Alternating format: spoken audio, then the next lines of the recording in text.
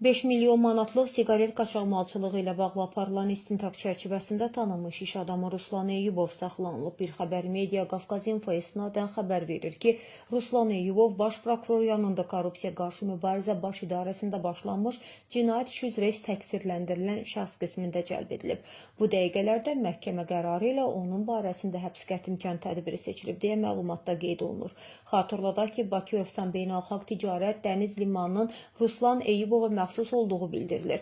Limanın rəisi Rəşad Daşdəmirov və digərləri eyni cinayət işi ilə bağlı bir neçə gün əvvəl həbs ediliblər.